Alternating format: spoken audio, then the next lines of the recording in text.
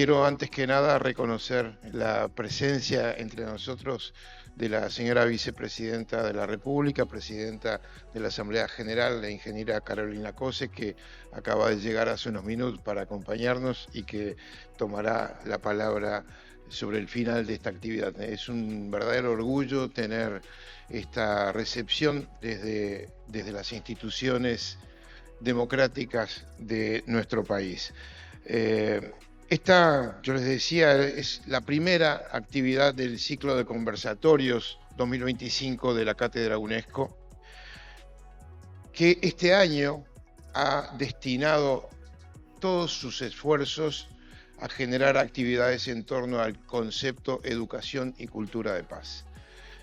Quiere decir que a este conversatorio van a seguir otros en la misma línea sobre distintos temas, pero que no solamente será el ciclo de conversatorios, quiero anunciar, sino que también va a ser un dossier temático de cuadernos del CRAE que va a ser publicado a fin de año sobre este tema, educación y cultura de paz, con contribuciones a nivel internacional que están siendo procesadas en este momento, pero además estamos trabajando para un nuevo diploma sobre educación y cultura de paz que va a ser puesto en práctica en el año 2026, que la cátedra organiza y cuyo responsable académico hoy nos acompaña, el doctor Javier Miranda, integrante de la cátedra UNESCO, y que del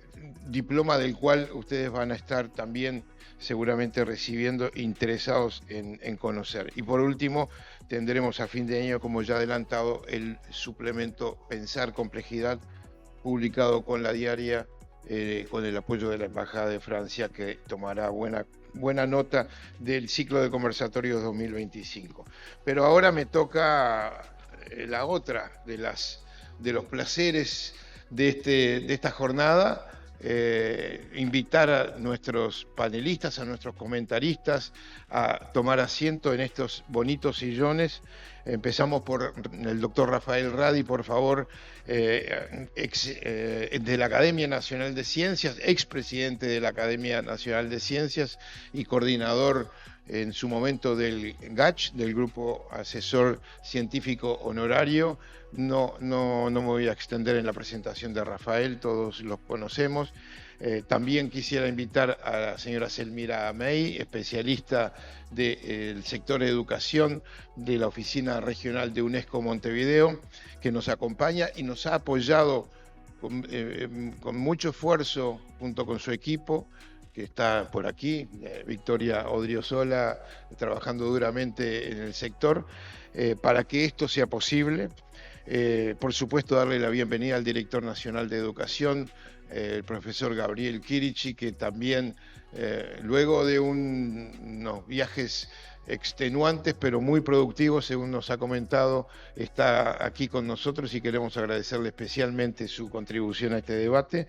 Y por último, no menor para nada, el padre Mateo Méndez, salesiano, director del movimiento Minga, que nos ha traído siempre desde el año, bueno, no vamos a hablar de tantos años, la esperanza en que otro mundo es posible. Muchas gracias, Mateo, por estar acá con nosotros. Y yo me corro por aquí para dar lugar a este conversatorio. Gracias, compañera, gracias, compañeros, por estar aquí con nosotros. Este panel va a ser un panel muy informal, seguramente de alta calidad, eso no lo resta la modalidad, pero sí informal para intercambiar opiniones con nuestros invitados. Quisiera, en una primera ronda, ver qué reacciones ha provocado en las palabras de nuestro querido Germán Gutiérrez, cómo han visto, qué les parece esta perspectiva de una ciencia comprometida con lo social, una ciencia rigurosa, ética, que también tiene que cuidar sus sesgos y sus miradas invisibles para contribuir, de hecho, con procesos de paz. No sé qué quiere. Bueno, comencemos, Rafael, si te parece. Hacemos esta secuencia de Rafael, Selmira, Gabriel y Mateo para esta primera ronda. Gracias. Bueno, gracias por la invitación, Luis, a ti, a la Cátedra UNESCO, a la Diaria también. Bueno, en este ámbito del Parlamento Nacional, del Palacio Legislativo y a todos los que nos están acompañando, las copanelistas, es un placer. Es un tema súper relevante, súper importante que nos convoca. Y la verdad que tomé el desafío con mucho entusiasmo y también, lógicamente, me hiciste repasar y estructurar algunas de las ideas que pretendo dar. Por supuesto, felicitaciones al colega Germán Gutiérrez por la excelente conferencia. Y sobre algunos de los puntos que Germán habló, voy a mencionar unas pequeñas viñetas en esta primer comentario. Algunos asuntos Germán los ha tocado claramente. No voy a redundar en asuntos que él habló. Quisiera tocar algunos que quizás pasó más por arriba. Y pensando en el rol de la ciencia, en la paz, en la prevención de conflictos y en la resolución de los conflictos, me gustaría mencionar dos asuntos que van más desde lo conceptual y uno que va más desde lo pragmático. La ciencia como proceso humano que nos aproxima al mejor entendimiento de la realidad y a través de esos datos y esa evidencia compartida poder tener una base común de datos para la reflexión, para el diálogo y para llegar a acuerdos. Si partimos de bases muy heterogéneas y muy diferentes de información y conocimiento, es difícil arribar a conclusiones comunes y producentes. La ciencia, en segundo nivel, para entender la paz y los conflictos, hay colectivos que se dedican a estudiar estos fenómenos y de hecho Germán habló del aporte de algunos científicos en relación a la matemática aplicada y a la teoría de juegos, y de hecho el Premio Nobel de Ciencias Económicas de 2005 fue otorgado a un economista, Thomas Schelling, y a un matemático, Robert Aumann, por la aplicación de la teoría de juegos a la comprensión de los fenómenos de cooperación y conflicto, y lo utilizaron inclusive en los años anteriores para entender las dinámicas de la Guerra Fría, entre otras. Entonces ahí hay una dimensión que convoca distintas disciplinas y que luego engancha con el comportamiento humano. Y desde el punto de vista pragmático, ¿qué pueden hacer la ciencia y los científicos en su contacto con la sociedad para construir confianza en términos de los fenómenos que nos aquejan y para comunicar con esperanza los caminos posibles de resolución? Entonces ahí los científicos, el sistema educativo, tenemos una gran responsabilidad en ese diálogo con la sociedad para construir confianza, para comunicar con esperanza y para minimizar todos los movimientos anticiencia y que ponen en disputa las bases mismas de la convivencia pacífica. Sobre la definición de paz, y con esto termino, entiendo que la definición de paz va más allá de una definición utópica. Esto es como la salud y la enfermedad, ¿no, verdad? Es difícil estar 100% sano, y la paz hay que verlo como un proceso dinámico, como decía Germán. La ausencia de guerra podría ser una definición de paz, pero esa es muy básica. Sociedades que se intercambian en forma armónica, esa es una definición positiva de la paz. Y después está la paz estructurada, que es la obtención del concepto de justicia. Y cuando uno analiza, y hay literatura científica de los últimos años a propósito de varios de los conflictos que nos aquejan, publicadas en las mejores revistas del mundo, se ven que los sectores en conflicto, que están del lado del mayor poder, piensan la paz como vivir en armonía. Mientras que los sectores del conflicto, que están a la parte de menos poder, piensan en la paz como la obtención de justicia. Entonces, si hay dos poblaciones en conflicto y su ideal de paz parte de supuestos que son muy distintos, se hace muy difícil llegar a esa convergencia de la paz.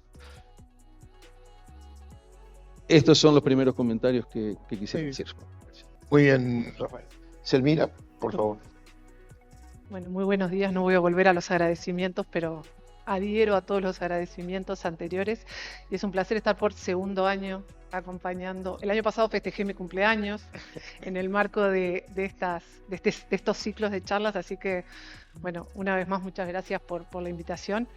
Quizás como primera reflexión me retrotrajo mucho la presentación de Germán a algo que es muy propio del corazón de la UNESCO y que tiene que ver con un informe de hace 30 años o prácticamente, que es el informe del ORS. Siempre digo, cuando yo empecé a trabajar en la UNESCO salía este informe que se llama La educación encierra un tesoro y tiene 4 pilares que tienen que ver con el aprender a ser, el aprender a hacer, el aprender a aprender y el aprender a convivir. Entonces es como que se me hacía muy fácil poder conectar muchas de estas cuestiones vinculadas no simplemente a la ciencia, por supuesto, a la ciencia del conocimiento, al aprendizaje, pero sobre todo a las bases de la educación, ¿no? Y eso era algo que traíamos a la discusión hace 30 años. Y ese informe se superponía con otro anterior de la UNESCO que era 20 años más joven, que también era otro de estos informes que la UNESCO había encomendado y que solo hablaba del aprender a ser, ¿no? Entonces, cómo 20 años después se iba evolucionando este concepto que incluye no solamente el ser, sino el aprender, esta cuestión de la adquisición del conocimiento, ¿no? Entender, comprender, transformarnos como sociedades, pero sobre todo lo importante del aprender a convivir, ¿no? Que creo que tiene que ver en todo con esto de poder construir una cultura de paz, y en esto que decía Germán y que creo que ahora Rafael también traía de la complejidad del vivir juntos cuando no nos sentimos parte a veces de la misma tribu, ¿no? Esta cuestión de somos iguales, convivimos fácil los que nos sentimos que somos todos iguales y no convivimos tan fácil con el que piensa, con el que es diferente, con el que piensa diferente, con el que se para en un lugar distinto. Esto que decía, cómo vemos los conflictos. Entonces ahí creo que Luis mencionó al principio algunas de estas grandes recomendaciones de la UNESCO, pero que creo que siguen siendo válidas hasta el día de hoy, la del 74, la del 2023, donde creo que el desafío, y capaz que Gabriel puede explayarse más en cuestiones que son mucho más pragmáticas, es cómo podemos traducir estos conceptos en aprendizajes y lograr desde la educación, que creo que es la herramienta más valiosa que tenemos en baluartes para la paz, ¿no? Esto que es lo que busca la UNESCO. Entonces, cómo desde la educación, y así le voy a tirar después el micrófono a Gabriel, lo diga, cómo la educación puede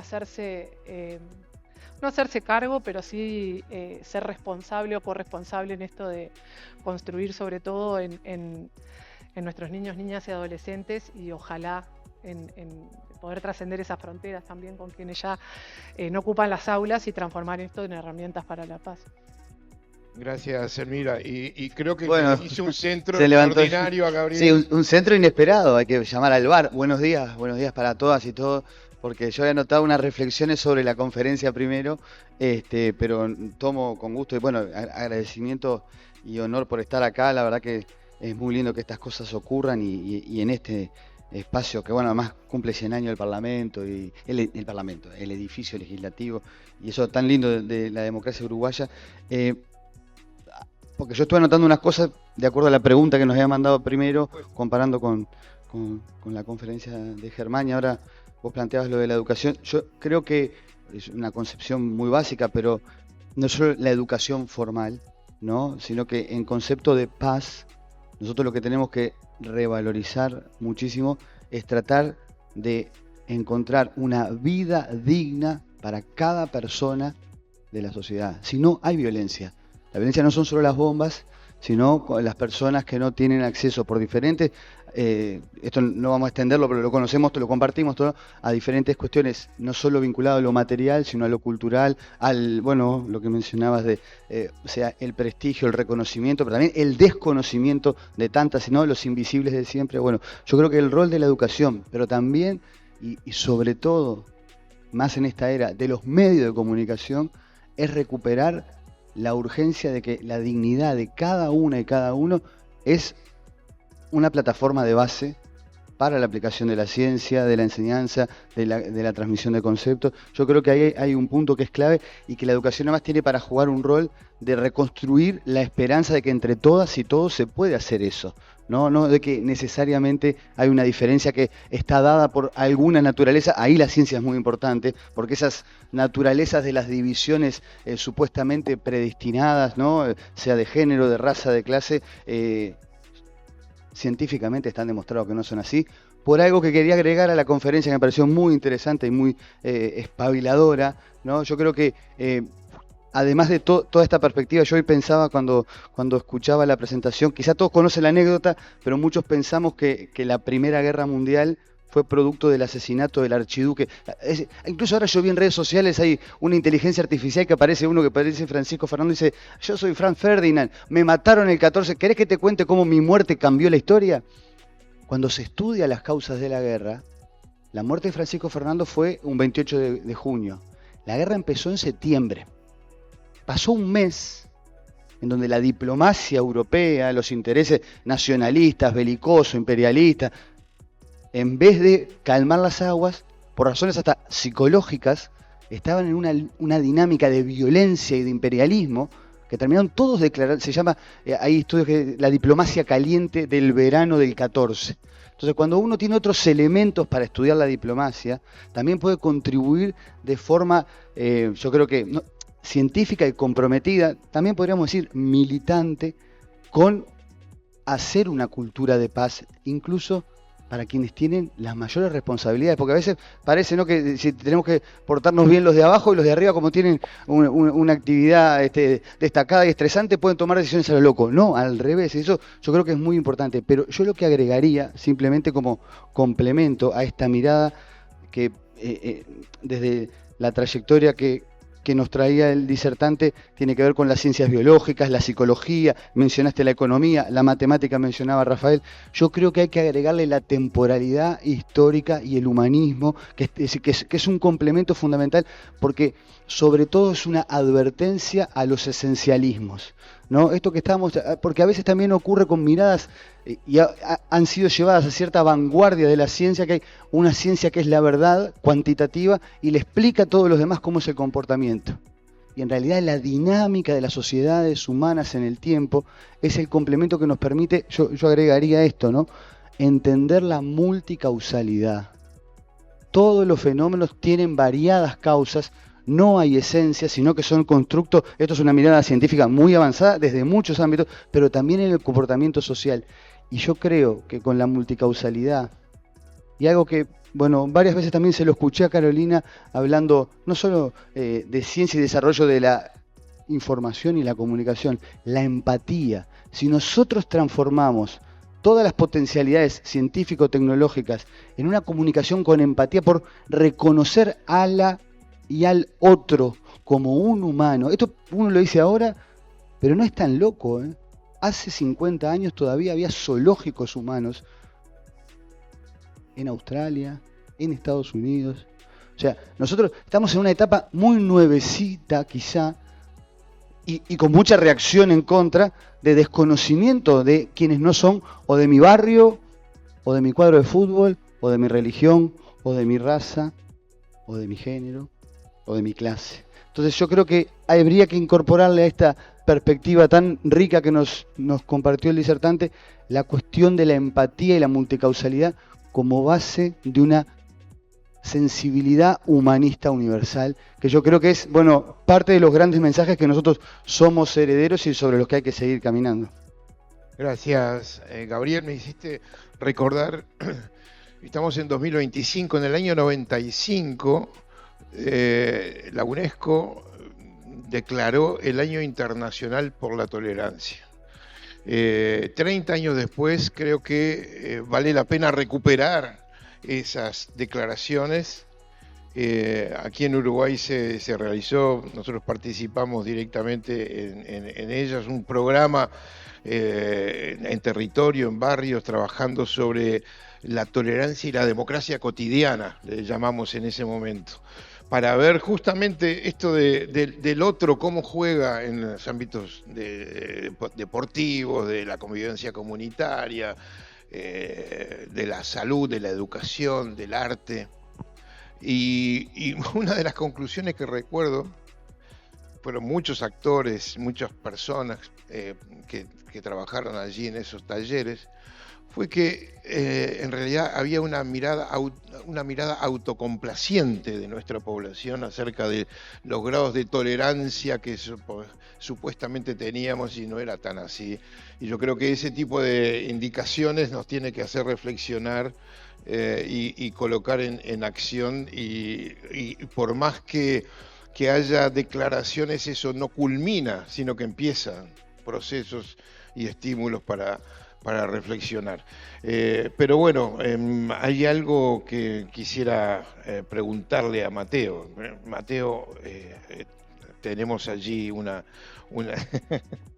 una experiencia entrañable en el movimiento Minga, pero ¿cómo se conecta esto de la ciencia para la paz con lo que ustedes están haciendo allí? Me gustaría tener tu testimonio, tu perspectiva.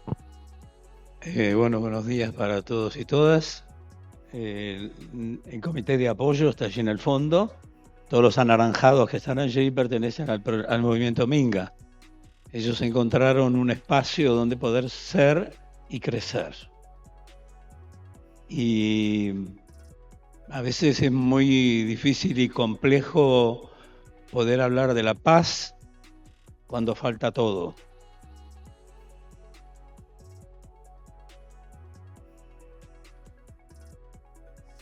¿Por dónde comenzamos?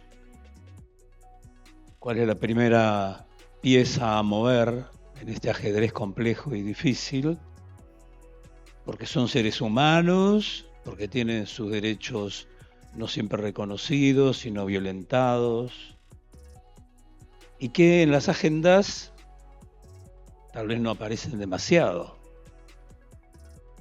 Y sin embargo, creo que esto de que le falta todo es un pienso que nos tenemos que hacer todos, no solamente lo que estamos trabajando diariamente allí en la vuelta con ellos y con ellas.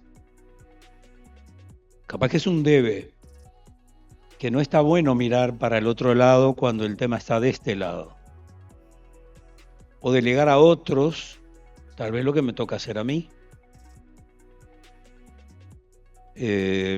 Mientras el expositor hablaba hoy, decía: está bueno que los colaboradores y voluntarios puedan aparecer en los lugares donde colaboraron, en las paredes, el nombre, etc.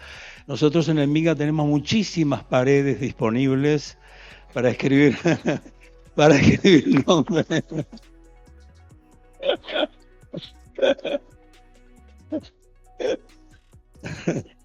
Tenemos muchas paredes para poder escribir un nombre de voluntarios, porque así trabajamos en el proyecto, ¿no es cierto? Y dentro de las cosas, y este universo en el cual nos movemos todos los días, nosotros creemos que la primera actitud que necesitamos cultivar mucho es la capacidad de escucha del otro. De escuchar, no de oír. Porque cuanto más voy escuchando, más voy entendiendo, más me voy metiendo, más me voy haciendo eso de ellos, ser uno de ellos sin perder yo todo lo que he aprendido. Por supuesto, nadie dice que hay que anularse. Lo que sigue en este escuchar, no solamente yo soy el que tengo que decir. Ellos también tienen sus saberes. Ellos también tienen sus conocimientos. Ellos también han vivido y viven experiencias que cuando las comienzan a contar y a explicarlas y a decirles, quedamos como desconcertados porque nunca pensábamos que desde otro lado, que ahora le estamos dando la posibilidad de que hable y que cuente y que se diga cuáles son sus historias. Entonces sí, mi saber se enriquece con su saber. Y en este encuentro del mano a mano, el de cultivar junto el juego, el deporte, la gastronomía, la huerta, el voleibol, ahí está la profesora de voleibol que forma parte del equipo, el fútbol, el básquetbol, todo eso. ¿Cuál es la finalidad que está buscando esta propuesta? Que ellos se encuentren consigo mismos, que nosotros nos encontremos con ellos y nos demos cuenta que hay un tesoro escondido al cual hay que llegar. Y lo más interesante de esto es que a ese tesoro escondido vamos a llegar si él o si ella quiere y te permita que tú entres en esa interioridad donde está ese tesoro y que comience ese tesoro a ser conocido, reconocido y valorado. Y mirá que entrar no es porque yo, perdón, me recorrí el mundo estudiando y tengo todos los títulos que tengo. Sabes que no es por ahí, ¿no?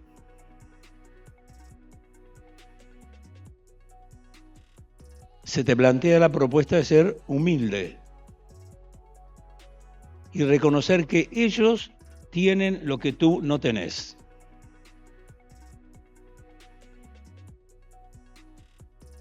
Y por ahí podemos hacer camino. Y la propuesta no es lo que yo o la institución tiene para ofrecerte. No, partamos al revés. ¿Qué es lo que tú querés hacer con tu vida? Yo puedo tener muchas cosas para ofrecerle o para meterlo ahí dentro porque llegó y hay que completar y hay que cumplir con tales o cuales acuerdos y tenés que meterte en este agujerito porque aquí es donde respondemos a eso que no llegó, quién sabe de dónde. No se juega el partido de esta manera. El partido se juega con la pregunta, ¿tú qué querés hacer con tu vida?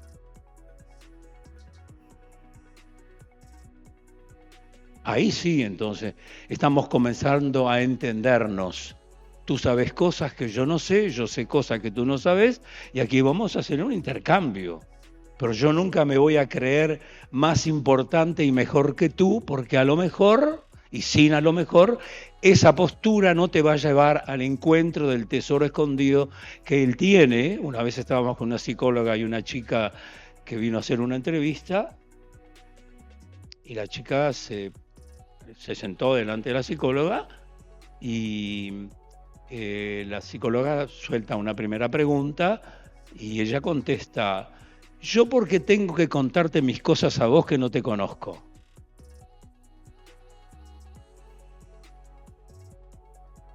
A partir de ahí entendimos que todo trabajador que se integra al proyecto tiene una cancha de fútbol, una cancha de vóley, una mesa de ping-pong, tiene un futbolito, tiene una cocina, tiene las ollas, tiene las cacerolas, tiene las asaderas, tiene todo eso que forma parte de la tarea educativa. Es la cosa de todos los días. Nosotros no armamos un programa especialísimo para que ellos se entusiasmen y vengan y se enganchen y nosotros le prendemos luces y le ofrecemos espejitos de colores. ¿Nos duelen sus realidades? Claro que nos duelen. Claro que las sufrimos. Porque de eso se trata. No somos funcionarios. Somos compañeros de camino y junto con ellos queremos ir haciendo caminos y caminos nuevos, construidos con ellos, acompañados con ellos y llevados a término con ellos y no sin ellos. Por ahí va un poco la propuesta. Muchas gracias, Mateo, de verdad. Muchas gracias.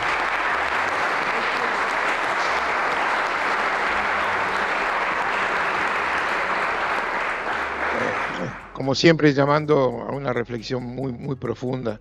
Y mientras lo miraba y escuchaba a Mateo, veía que Rafael escribía notas y pensé en el concepto de ciencia abierta y en este caso de notas abiertas. ¿Qué nos dirán las notas de Rafael Radi ahora? Estaba pensando que hay una necesidad de una profunda democratización del conocimiento científico y del conocimiento en general.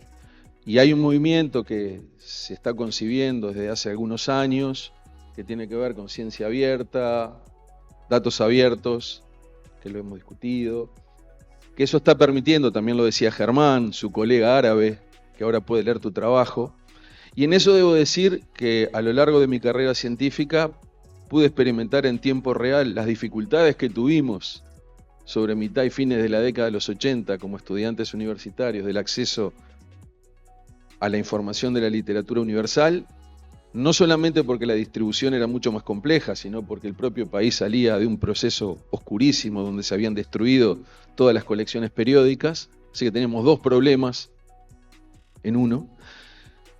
Y ahora, desde los lugares que no son centrales, como nuestros países, tenemos un acceso a tiempo real a esa información. Ahora, el paso adicional era que el acceso a esa información de calidad no solamente fuera restringida al ámbito académico. Uruguay ha hecho esfuerzos en ese sentido. Tenemos el portal Timbó, que es un portal que ofrece la Agencia Nacional de Investigación e Innovación, cuyo acceso tenemos toda la población, desde los niños de las escuelas hasta los profesionales universitarios. Esa democratización de la información y el conocimiento hace una sociedad más justa en esa idea de la paz como la prosecución a obtener la justicia, porque la justicia y la paz están íntimamente relacionadas. Y el acceso a la información de calidad tiene que ver también con poder entender y analizar mejor la realidad, ponernos de acuerdo sobre esa realidad. Tenemos que partir de una base común para poder dialogar, si no es imposible. Y entonces lo que estaba notando era poder transmitir esa idea de avanzar, y Uruguay está comprometido en esa dirección, hacia los conceptos de ciencia abierta, datos abiertos, que entra en conflicto, naturalmente, con el asunto de propiedad intelectual. Ahí hay una tensión casi irreconciliable, pero estoy abierto a escuchar opiniones, que el país lanzado hacia una economía basada en conocimiento también va a tener que transitar en esas dos dimensiones. Pero me parece muy importante, desde el movimiento que lidera el padre Mateo hasta el profesional y el científico más encumbrado del Uruguay, tener acceso universal y democrático a la información de calidad, para que el colega de Arabia Saudita, el de Colombia y de Uruguay podamos estar en diálogo permanente. Porque también la ciencia permite romper fronteras. Nosotros los científicos circulamos el planeta casi borrando las fronteras de los límites políticos de los países. Gracias, Rafael.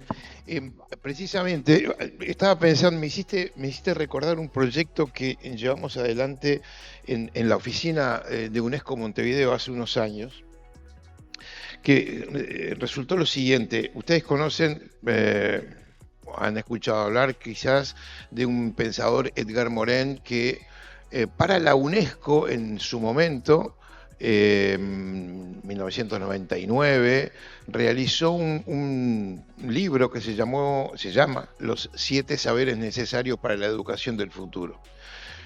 Ya en ese momento teníamos una vinculación muy cercana con este pensador y le dijimos unos años después, vimos que ese documento era muy interesante y que era utilizado mayormente por docentes, pero no permeaba a los chicos, a los jóvenes, que probablemente lo podían utilizar mucho.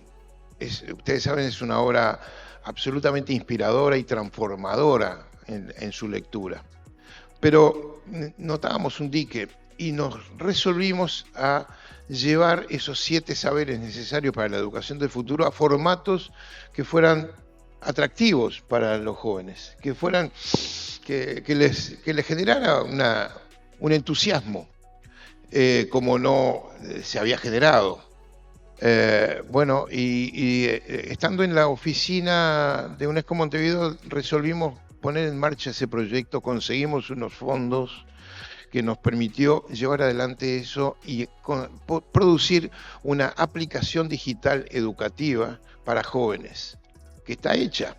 La hicimos en conjunto con el Politécnico de Panamá, con el apoyo del Centro Internacional para el Desarrollo Sostenible, etcétera, etcétera. Pero el asunto fue que durante 2 años fuimos y vinimos a conversar y a diseñar esa aplicación con los jóvenes de 17 a 20 años de Politécnico, chicos que tenían condiciones que no eran florecientes, pero que les cambió la vida, y la institución, el Instituto Nacional de Desarrollo Humano, el Politécnico, definió que esa aplicación debía ser un taller de ingreso a cualquier chico que quisiera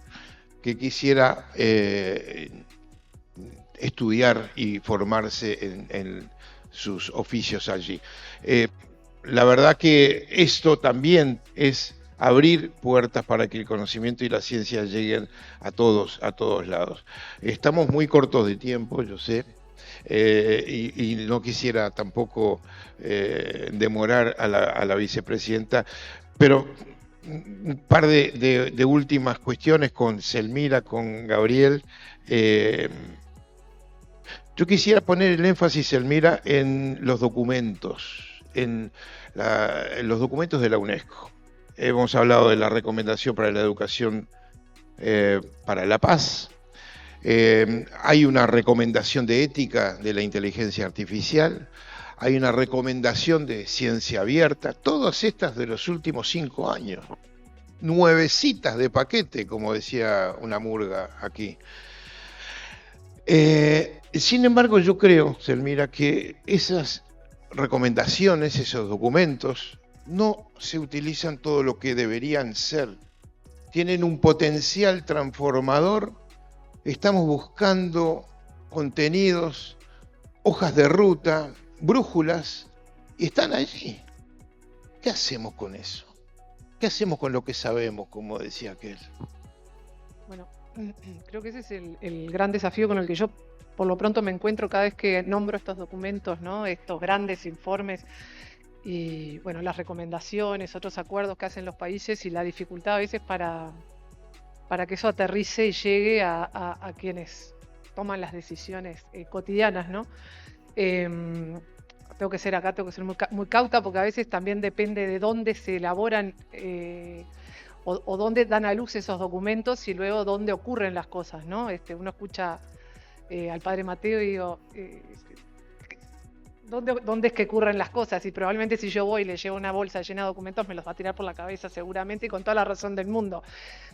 El tema es cómo articulamos, que creo que esto es un ejemplo perfecto de cómo articular, de cómo deberíamos articular, ¿no? Donde está la ciencia, donde están quienes hacen las políticas y están los que la trabajan en el cotidiano. Y bueno, y a mí quizás sería la que me tocaría traer la bolsa con los documentos.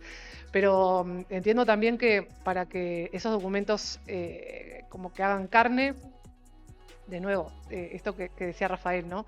Todos tenemos que tener un nivel básico de comprensión y de entendimiento. Todos tenemos que poder no solamente leerlo en sentido literal, ¿no? Sino leer, entender los conceptos que están atrás y cada uno desde su rol ver cómo apalancar políticas que pasen desde la generación del conocimiento a la articulación, a los grandes acuerdos que puede ser el rol de la UNESCO y que se aterricen en acciones reales para esos muchachos que están hoy acá acompañándonos, ¿no? Me parece que, sobre todo si uno lo mira desde la óptica de cuál debería ser el sentido de la educación, el objetivo de la educación, creo que es eso, ¿no? Yo siempre digo el gran eslogan de la educación transforma vidas. Bueno, yo creo que ese debería ser el canal directo, quizás la responsabilidad para quienes estamos en estos organismos donde hay estas maravillosas potencialidades de generar y de generar nuevo conocimiento, generar nuevos acuerdos por conocimiento, porque eso también ha sido como un rol tradicional de la UNESCO, ¿no? El convocar, el convocar a pensar y el tener grandes acuerdos, pero sin duda debemos hacer como un énfasis mucho más grande en que eso llegue a esas vidas que queremos transformar. Gracias, Selmira. Quizás Gabriel puede aportar en este sentido. Viendo que hay poco tiempo, me anoté muchas cosas y daría para mucho más, pero es un espacio de titulares, así que me disculpo por eso, a cuenta de profundizar en algunas cosas. Yo creo que una de las cuestiones interesantes para pensar también es conversar desde los lugares en donde se generan estas cosas. Yo ahora escuchaba tu anécdota, ¿no? De que estaba Edgar Morén, 7 Saberes, después cómo llegaban los chiquilines, ¿no? Y vos mencionabas desde dónde hacen la política. Yo soy profesor de historia. Hoy en la educación todas las autoridades somos docentes. O sea que también tenemos esto que contaba Mateo, lo vivimos en el día a día, en los liceos, en las escuelas, en los centros de formación docente, que cada vez hay más. Y una de las cosas que falta muchísimo es divulgación y producción científica de cómo es la enseñanza. Que producción científica no es una receta y un modelo, ni 10 competencias. Es la reflexión didáctica del tiempo. Lo que decía Mateo, el tiempo con los estudiantes es la clave para la enseñanza. Es la escucha, es la palabra, pero es también el compartir ese otro saber que en términos, puede ser de ciencias experimentales, de reflexiones sobre la vida y filosóficas, de temporalidad.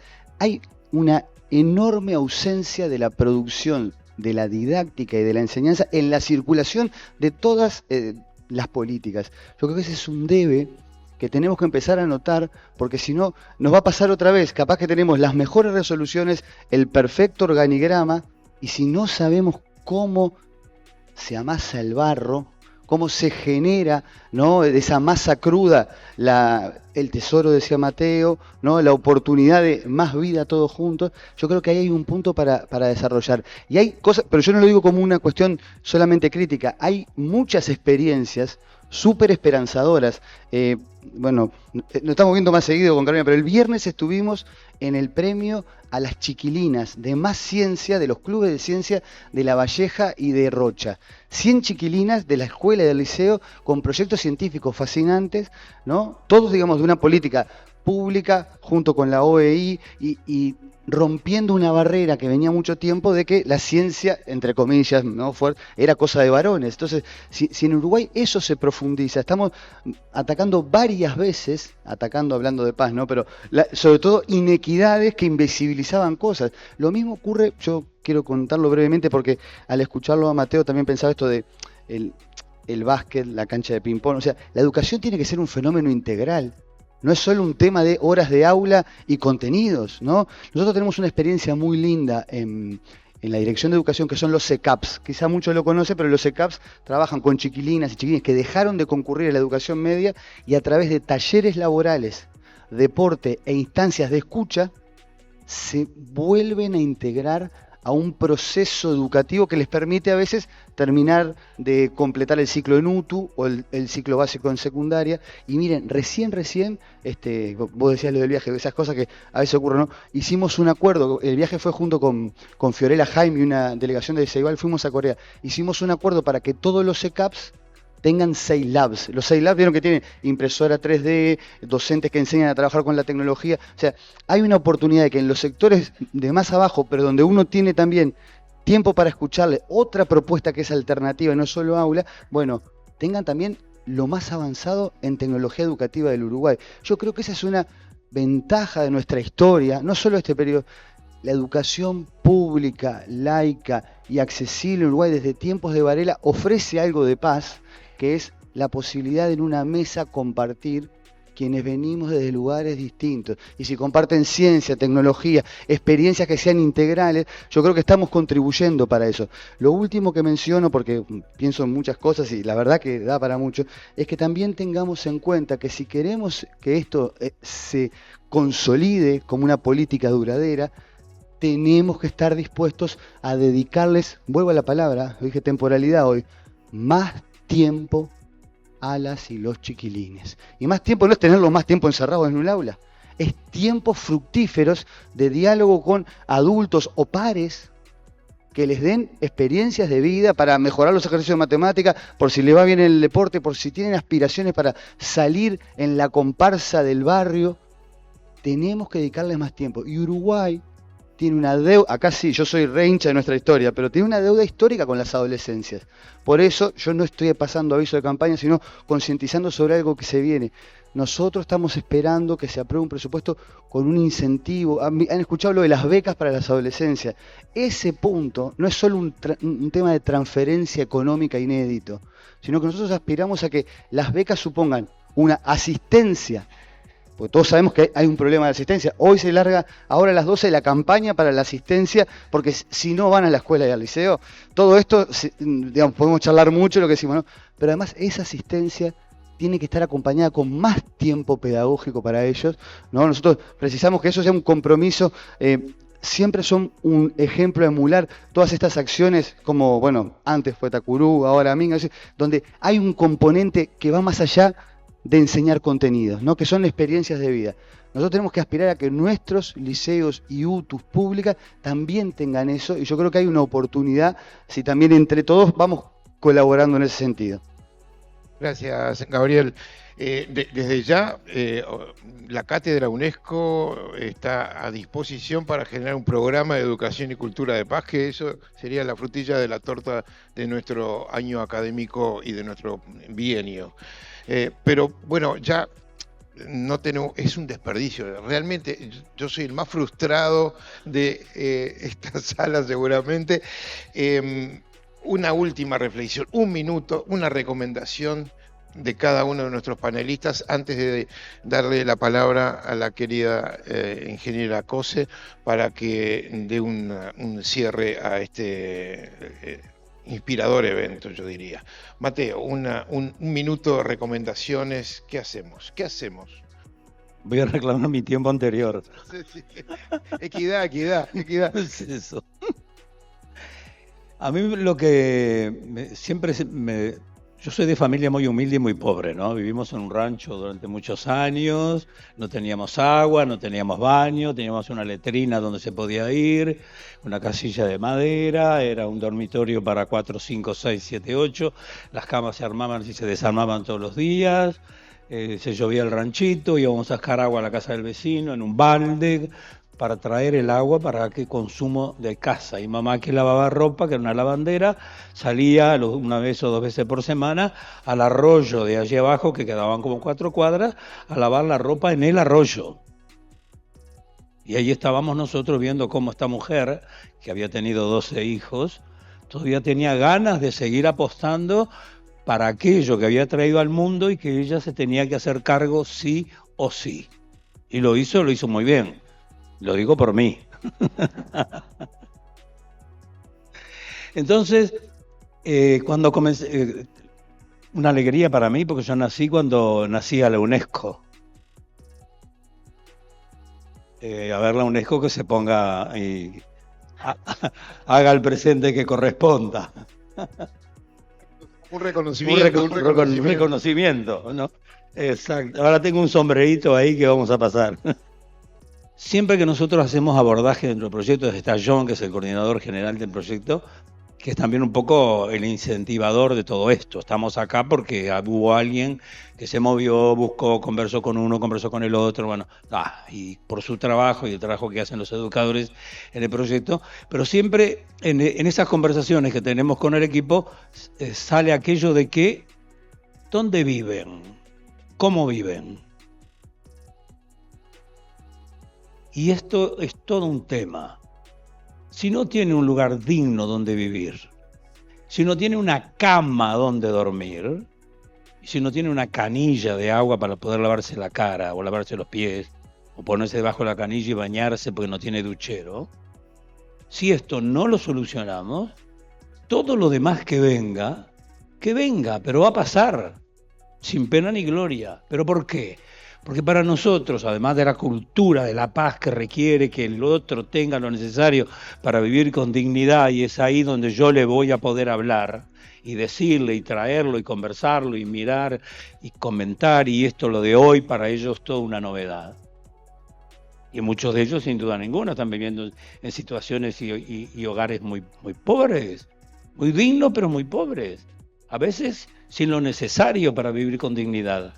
Entonces, no me sale del corazón, no me sale de la vida nuestra ni la del proyecto, empezar a comentar cosas cuando sabés que aquel está comiendo como caballito de ajedrez. Y no tiene el trapito necesario para vivir, por ponerse para una fiestita, o no tiene el calzado necesario para poder andar y caminar delante de los demás compañeros sin que los compañeros o del centro educativo o no sé de dónde lo miren de reojo porque no está usando la marca que te hace persona y que te da el estatus para poder participar de determinadas fiestas y determinados acontecimientos. Entonces, para nosotros hay temas que son de ayer, no ya de hoy. Y es eso, el tema de la vivienda. ¿Qué puerta hay que golpear? Porque mire que hemos golpeado estos 15 años que llevamos de proyecto, se han golpeado muchas puertas, ¿no? Entonces, seguimos apostando, la esperanza no la perdemos, por favor. Y claro, un cura no puede perder la esperanza, ¿no? Eso es cierto. Pero yo creo en la justicia también, en la equidad, todas esas cosas que escribimos y publicamos por todos lados. Pero hay que arrimarse a esos lugares donde muchas veces decimos, esto es indigno. Y se nos genera interiormente la rebeldía, el salir a decir las cosas como son, llamar las cosas por su nombre.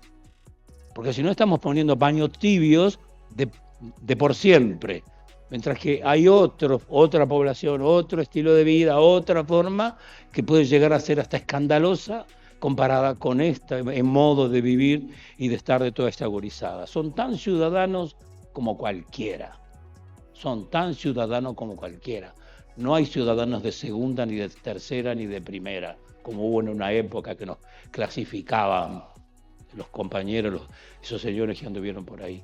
Entonces, creemos que el cambio es posible, creemos que se puede hacer. Nosotros tenemos herramientas, tenemos las ganas, tenemos la fuerza, tenemos el espíritu que habita en nosotros de hacer que la vida de ellos sea cada vez más digna y que entren a vivir como personas. Yo no digo ya como animales, porque hay animales que viven mucho mejor que ellos.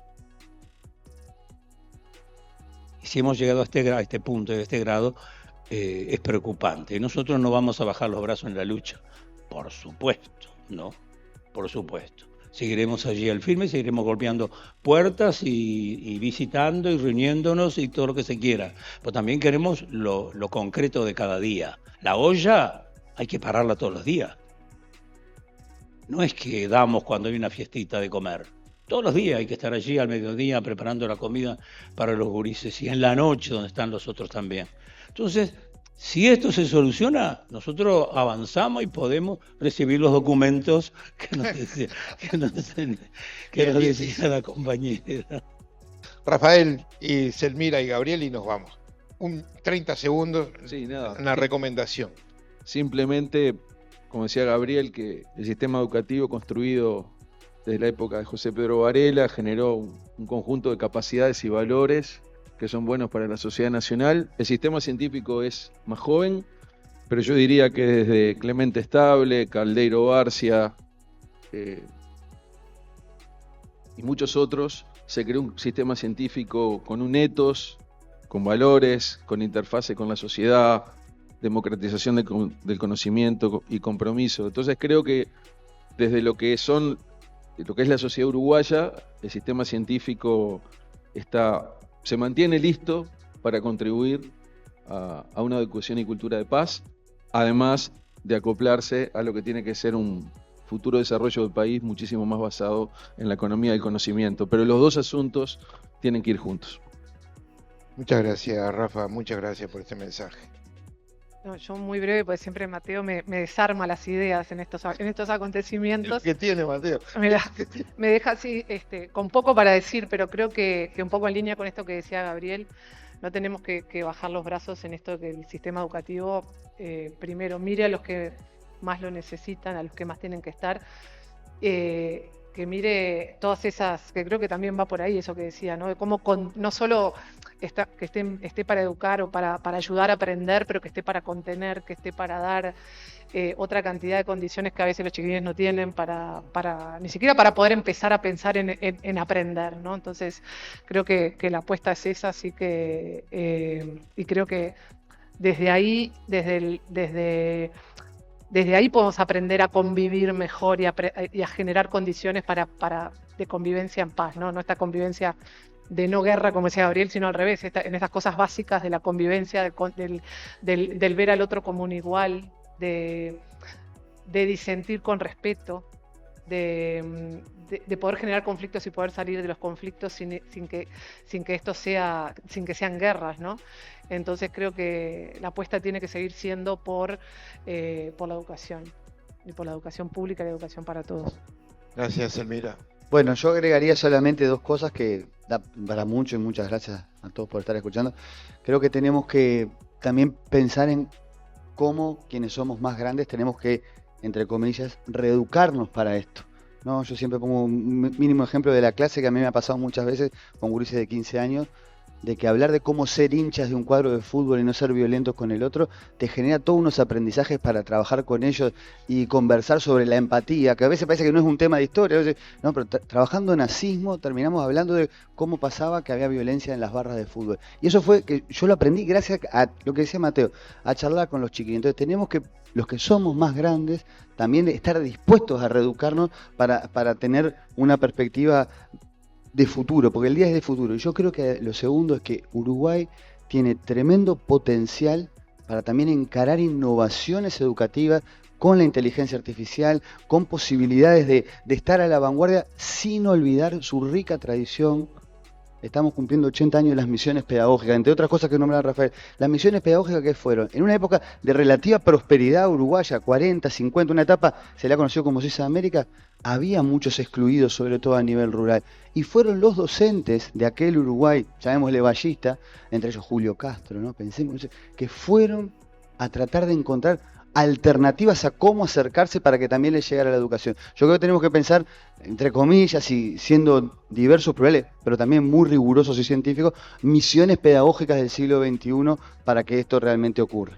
Muy lindo, muy bien, Gabriel. Muchas gracias a Selmira, Rafael, Mateo, Gabriel. Un fuerte aplauso para ellos. Realmente inspirador, realmente inspirador. Bueno, primero felicitaciones a la Diaria, a UNESCO, al CLAE, porque esto se llama educación.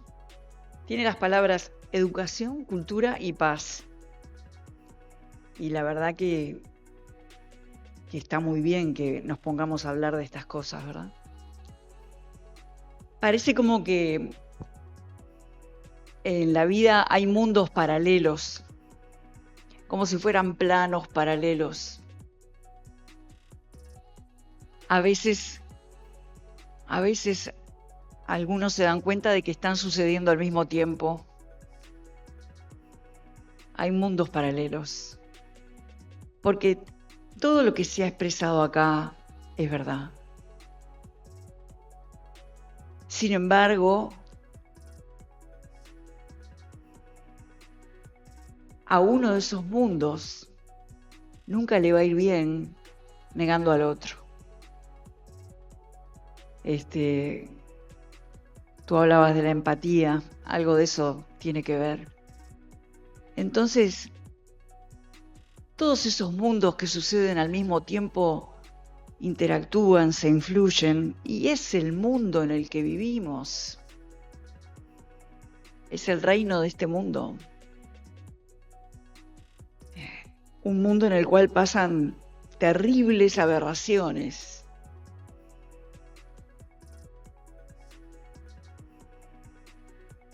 Donde avanza el populismo a niveles que nos retrotraen décadas atrás. Donde empezamos a escuchar en el mundo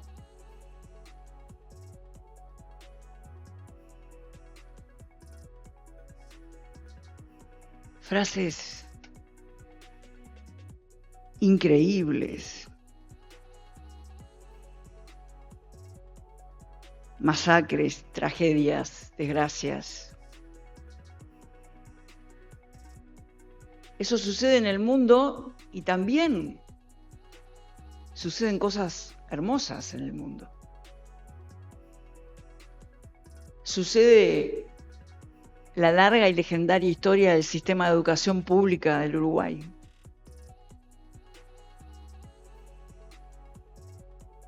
Que es la joya de la historia del Uruguay. Y sucede el mundo que uno se encuentra si simplemente sale a caminar. Y camina. Si se asoma a la puerta de la casa y empieza a caminar en cualquier dirección, en Montevideo o en cualquier lugar donde esté. Solo caminando se va a encontrar con varios mundos. Y es verdad lo que dice Mateo, por supuesto que es verdad. Yo entiendo. ¿Qué me venís a hablar de ciencia si estoy con gente o que no tiene un baño o que, no sé, come como fue, como el caballo del ajedrez? Y es así. Si uno sale a caminar, la realidad, el papel banca cualquier cosa, pero la realidad es lo que manda, ¿no? Son los tiempos duros de la realidad. Por eso fue tan duro que el gobierno anterior suspendiera durante 2 años todo lo que veníamos haciendo en los planes de realojo. 2 años. Por eso fue tan duro el tema de las ollas populares. Porque es la realidad. Ahora bien,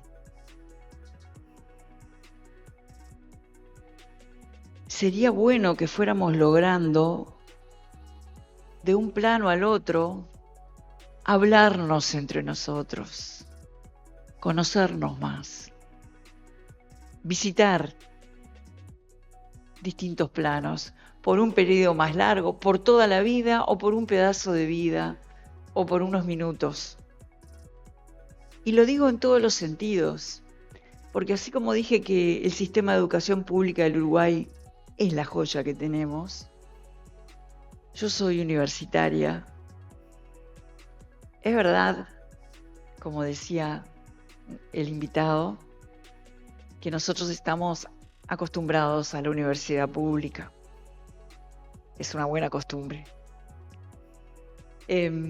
Y esta universidad pública es la responsable del, yo no sé cuál sería el porcentaje, Rafael, pero un gran porcentaje de la investigación científica que se hizo y que se hace en el Uruguay.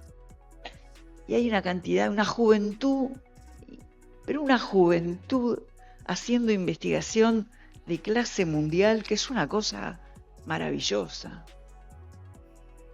Y cuando uno se traslada a cualquier otro plano, en La Valleja, entregando los premios, o La Valleja y Rocha, con los gurises del liceo o de la escuela, no saben que hay científicos en el Uruguay. Y entonces hay esos programas maravillosos. Hay uno que cumple 40 años, los mismos años que cumple la democracia ininterrumpida en el último periodo, que vincula a mujeres que hacen ciencia con gurisas, para que las conozcan. Mundos que se conectan. Entonces, en esta realidad tan compleja, y cuando digo compleja no lo digo, las cosas complejas no necesariamente son malas. Hay cosas complejas que tienen aspectos muy buenos y aspectos muy malos.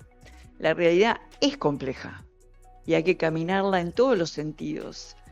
Forzarse a ir de un plano al otro, dejar estados de comodidad, sentirse incómodo para seguir andando, ¿verdad? Aún en este mundo tan difícil, yo siento que cada vez es más necesario conversar.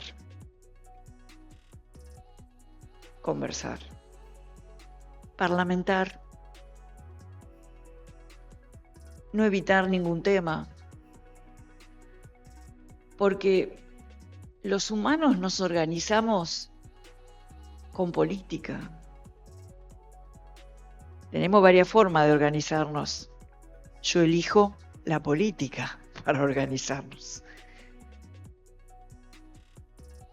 Y la política no es solo este Parlamento.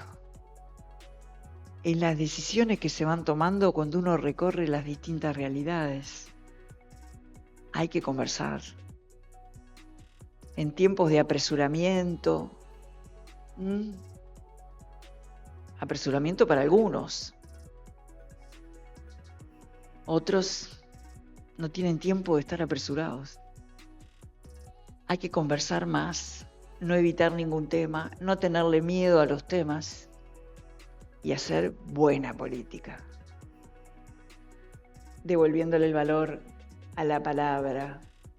Me queda la palabra, decía el poeta. Así que yo nuevamente los felicito porque traen en este día del futuro, hoy también va a haber una actividad al final del día, en este día del futuro traen temas que de alguna manera nos quitan el sueño a veces, ¿no? Pero resignifican las cosas. Porque si realmente tratamos de mirar todo lo que sucede al mismo tiempo, hay cosas que toman más sentido. La construcción de bienes comunes toma más sentido. Se entiende más. Hay que conversar más, conversemos más, hablemos más, hablemos de temas difíciles, tengámosle paciencia al otro, evitemos los eslóganes, escapemos de los titulares, y lo digo en la diaria, ¿eh? Escapemos un poquito de los titulares. Yo no quiero centrar la esperanza en los medios de comunicación. Quiero centrar la esperanza en nosotros. Y para eso hay que conversar mucho, hay que hablar mucho.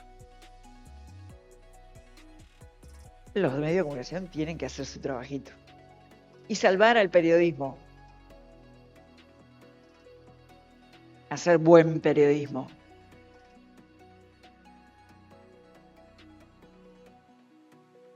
Muchas gracias.